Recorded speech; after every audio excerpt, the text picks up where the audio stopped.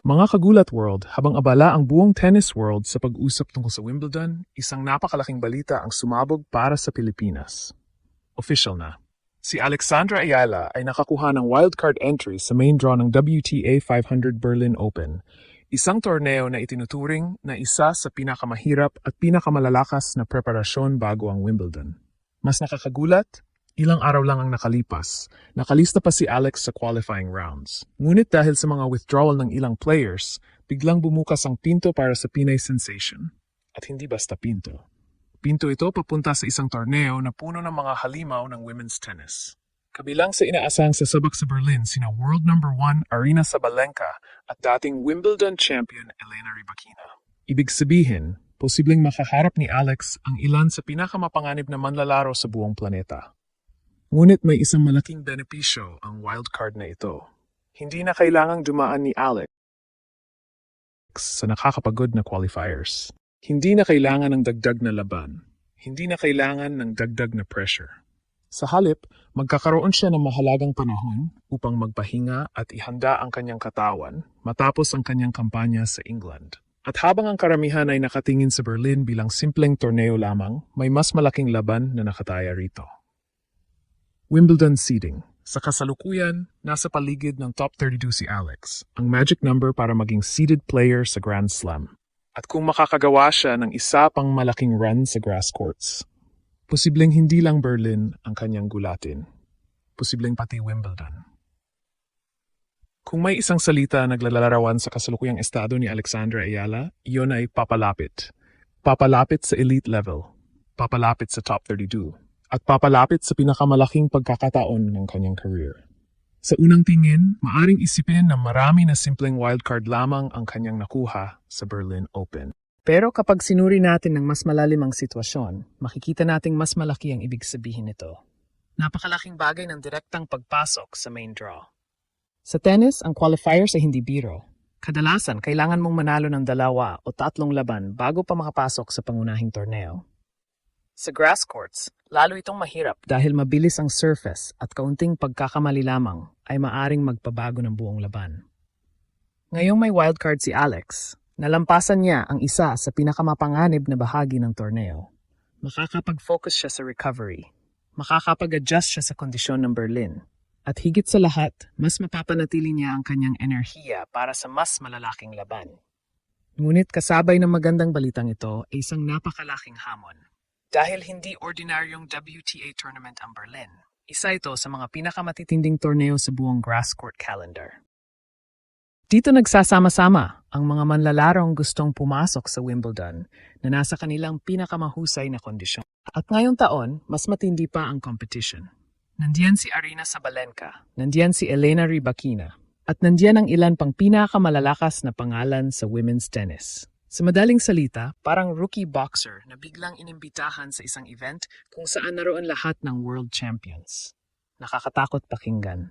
Pero ito rin ang klase ng pagkataong kayang magbago ng isang career. At dito nagiging mahalaga ang ranking situation ni Alex. Sa kasalukuyan, nasa paligid siya ng world number 33. Ngunit may paparating na problema. Ang 163 ranking points mula sa kanyang Eastbourne runner-up finish noong nakaraang taon ay nakatakdang mawala sa ranking calculation pagkatapos ng cut-off period. Ibig sabihin, may puntos siyang kailangang ipagtanggol. Kapag hindi niya napalitan ang mga mawawalang puntos na iyon, maaring bumaba ang kanyang ranking bago magsimula ang Wimbledon. At doon papasok ang kahalagahan ng Berlin Open. Bawat panalo rito ay maaring maging ginto. Bawat round na malalampasan niya ay maaaring maglapit sa kanya sa pagiging seeded player. At alam ng lahat kung gaano kahalaga ang seeding sa isang Grand Slam. Kapag seeded ka, may iwasan mo ang ibang top seeds sa unang 2 rounds. Mas mataas ang posibilidad na makagawa ng malalim na run. Mas malaki ang tsansa na makapasok sa 2nd linggo ng torneo. Kaya habang ang iba ay nakatingin lamang sa wildcard bilang magandang balita, ang mga eksperto ay nakatingin sa mas malaking larawan. Hindi lamang Berlin ang nakataya rito. Ang tunay na premyo ay isang mas magandang posisyon sa Wimbledon.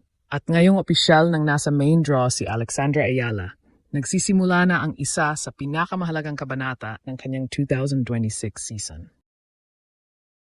Ngayon dumako tayo sa tanong na gustong malaman ng buong Pilipinas. Gaano ba talaga kahirap ang Berlin Open? Ang simpleng sagot, napakahirap. Sa katunayan, maraming tennis analysts ang tumatawag dito bilang isa sa pinakamalalakas na WTA 500 tournaments sa buong taon. Bakit? Dahil halos lahat ng malalaking pangalan ay gustong maglaro rito bago ang Wimbledon.